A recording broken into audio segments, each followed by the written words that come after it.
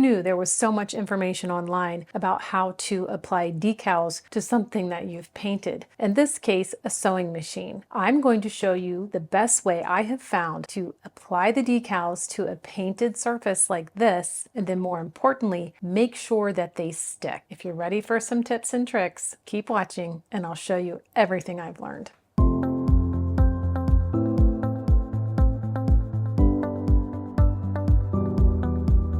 So I'm getting ready to apply decals to this newly painted Singer Featherweight. And first I want to talk to you about the decals themselves. I get my decals from the Singer Featherweight shop. They're actually already pre-cut out. So even though you can't really see it, I'm gonna cut out the decal, but I actually don't have any extra material to trim. I don't need to pay too much attention about how I cut it out, as long as I don't cut into the decal itself. The other thing I love about these is that there is still a little bit of a metallic color to them. Sometimes there's not on certain decals, and if you print them yourself, it can be really hard to get that beautiful metallic color like we saw in the original machines. I'm going to go ahead and cut out the decals that are going to go onto the bed extension for this machine. So that would be this decal and this decal.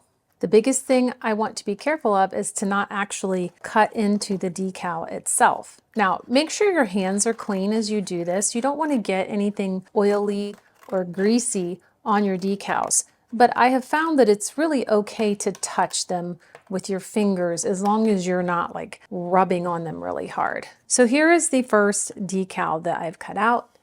And the way that it's going to go on this bed is exactly like this. You want to make sure that the surface you're putting the decal on is nice and clean and free of any dust, because that tiny little piece of dust that you didn't get is going to get stuck under your decal. So a microfiber cloth is a really good way to clean it.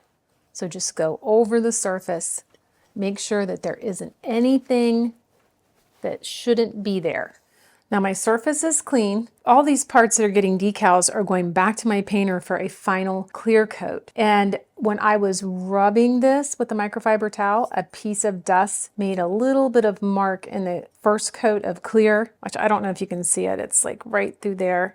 I'm not worried about that, because it still gets one more coat of clear. But if you see it, yes, I know it's there. So the way that we work with these Waterslide decals from the Featherweight shop is they need to soak in water for just a few seconds. I have watched all kinds of videos, read recommendations about adding something to your water. Personally, I don't do that. I just use, regular room temperature water from the tap, and it has always worked out fine for me. But what I do want to have handy is a flat paintbrush, the decal, the water, and some sort of paper towel for dabbing excess water on.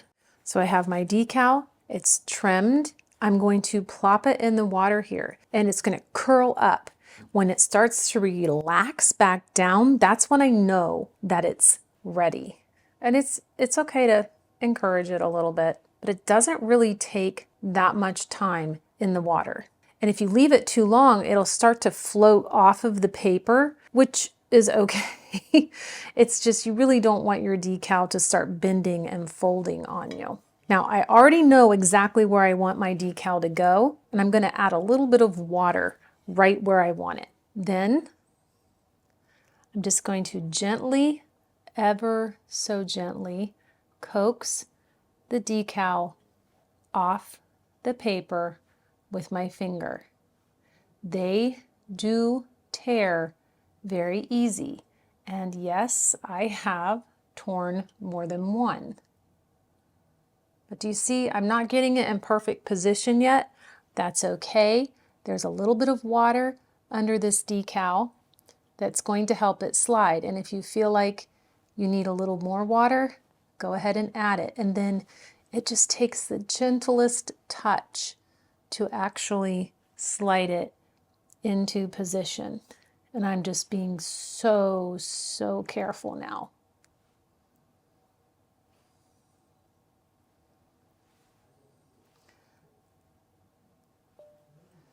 Once I get it exactly where I want it,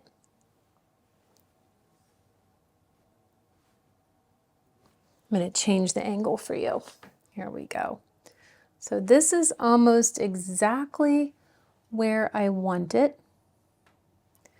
Now I'm going to take my brush and I'm just going to start lightly brushing out the water that's bubbled up underneath.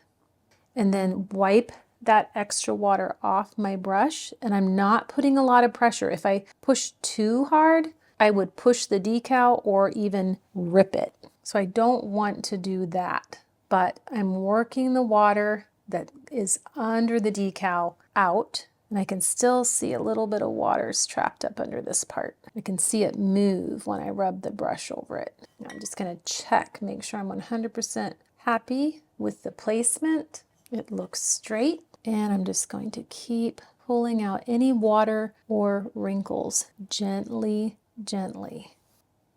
Okay, I'm happy with that. I don't see any little bubbles of water. My position is how I like it. So I'm going to give this just a little bit of time to dry. Usually I put all the decals on and then I go back to my second step because I have 2 steps to get this done. So these decals are fixed to the machine. I don't want my painter to just bump it once I put it on when he goes to do the clear coat and the decal pops off, which has happened before. So I found a solution for securing it. So if he touches it with his fingers or something, it's not going to come off. So that looks good. So I'm going to go and I'll do another one. Okay, I think that's looking good. So you see, just pulling that water out. Now we're going to let it sit. We're going to let this dry. I want to make sure it's pretty dry before I go to my next step. So I'm going to set this aside and I'm going to do the entire machine, put all the decals on that this machine needs, and then I'll show you step 2. Now I want to show you what you can do if you realize you don't like the placement of something. It's so minuscule, but I notice it. It's just a tiny bit crooked. This side, I want to come closer to the edge of the machine, just a little bit. This is what you do. I'm wetting my brush and I'm putting some water over it. Then I'm wetting the end of my brush and I'm just going along the edge of the decal until I lift it.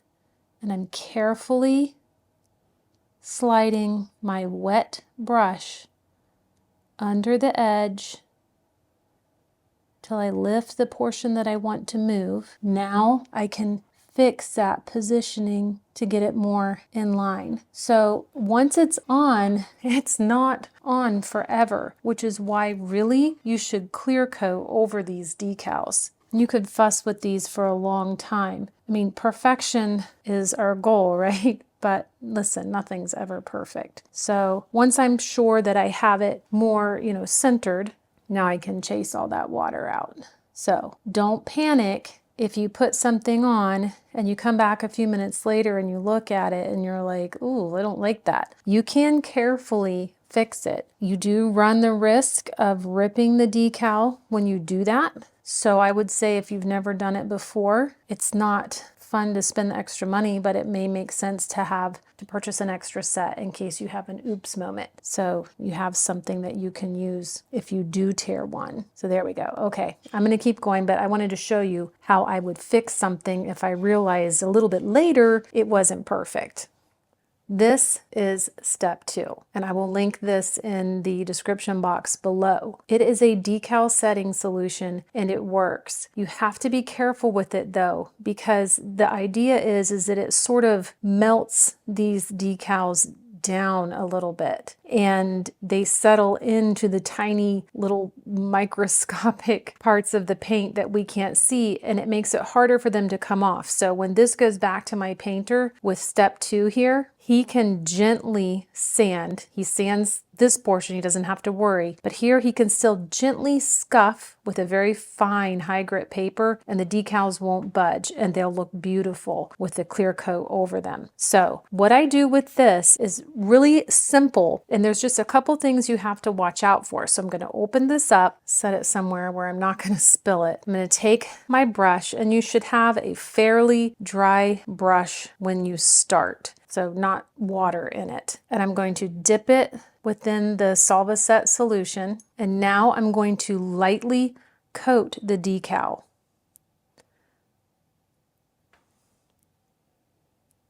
Okay, now you kind of have to work quickly because this Solvaset is actually working at the decal to make it settle onto the paint. And if you leave a drop of it pooled up, you want it to come in contact. You don't want a huge amount of it laying on top of the decal, because if you left a big droplet of it on the decal and walked away, several minutes later, your decal would look melted anywhere where there is a drop of it that sits. So I just put it on a real thin layer, and then I use my brush and start pulling it off the decal so it doesn't sit on the decal for too long. Just enough to do the trick. Now, if at this point when you have the Solvaset on and it's not dry, this becomes gummy tacky, don't bump it with your fingers. Don't do it.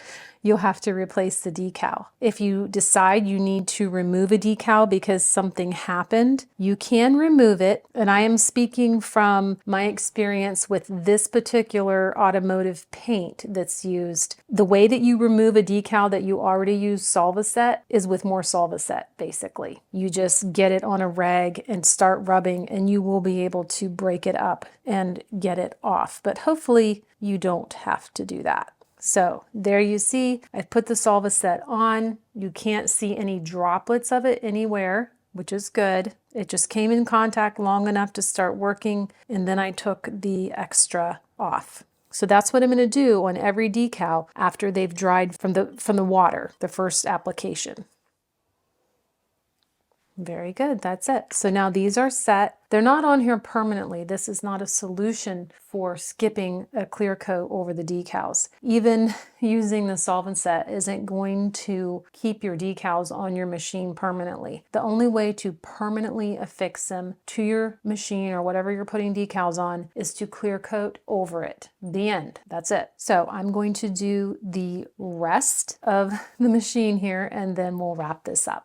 And here we go. It's all done. The decals have been applied. Then a layer of Solvaset has been brushed on without letting it pool anywhere on the decals. So I can see already that they're laying nice and flat. Nothing's melted away. These look great. And I'm going to let this dry overnight. When I touch these, the first ones I put the Solvaset on, they're not tacky, but I just don't like to take any chances. Any water spots I have from the work that I've done, I'll go ahead and polish that off before I take it back to the painter, but not until tomorrow. I'm going to let this really, really dry. So that's how I apply decals to my sewing machines. For the featherweights, I recommend the decals at the Singer Featherweight Shop. If you have a different model of Singer, you can go to singerdecals.com. I'll put a link there as well. They have decals for many of the other older models of sewing machines, and in my opinion, their quality is excellent. But both of those sources, the gold that's in the decals is the most realistic looking, most like what the original decals looked like on the machine. So they are definitely doing a bang up job, and that's where I get all my decals from. So I hope you guys like this. Let me know if you have any questions. Mind you, this is working with this particular paint. It's just an automotive paint, and I have not had any issues with the paint reacting with the Solvaset or anything like that. So I hope that helps someone out there. Leave your comments and questions below. Thank you so much for watching. I'll see you guys again really soon. Bye.